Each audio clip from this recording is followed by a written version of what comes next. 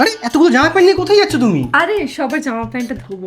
তুমি কেন সবার জামা প্যান্ট ধোবে? তুমি এই বাড়ির বউ, তুমি এই বাড়ির চাকর না। আর সবাই শুধু রাখো বাড়ির লোক, ওই বাড়ির চাকর না কিন্তু এই বাড়ির বউ, যে যার জামা কাপড় নিজে নিজে ধোবে।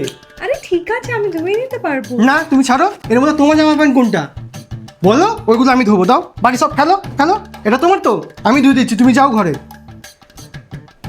সারাদিন তুমি এনে দৌড়ঝাঁপ করো, পা ব্যথা তো করবেই তোমার। আরে ছাড়ো না, দরজাটা খোলা আছে, কেউ দেখে নেবে তো। যে দেখার দেখুন, তোমাকে আমি বিয়ে করে নিয়েছি এই বাড়িতে, আমার একটা দায়িত্ব আছে।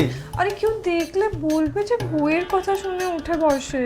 শুনুক, যার শোনা শুনুক, যার দেখার দেখুক, আমি তাও করবো। সারাদিন তুমি খাটাখাটি করো, পা তো ব্যথা করবেই। বলো কোন জায়গাটা ব্যথা করছে বলো তোমার। দাঁড়াও আমি বাম নিয়ে আসছি, ঠিক আছে? এ নাও, তোমার জন্য আমি মিষ্টি নিয়ে এসছি, খাও। মিষ্টি এনেছো ভালো কথা, কিন্তু দরজাটা কেন বন্ধ করেছো? সবাই দেখলে কি ভাববে যে বর বউ ভেতরে বসে মিষ্টি খাচ্ছে, আমাদের কাউকে দেয়নি? যা বলার বলুক, এটা রাবণের বংশ। আমি কিন্তু সবার জন্য মিষ্টি হাত যাই না, আমার মায়নার অর্ধেক টাকা শেষ হয়ে যাবে। ওর থেকে ভালো তুমি আর আমি হাফ হাফ করে খেয়ে নিই, তারপর জানলা দিয়ে ফেলে দেবো আমরা প্যাকেটটা, কেউ টেরও পাবে না। হ্যাঁ মা আসছি, দাঁড়াও। কি হলো, তুমি কিচেনে কি করছো? আরে মা বললো একটু খিচুড়ি বানাতে।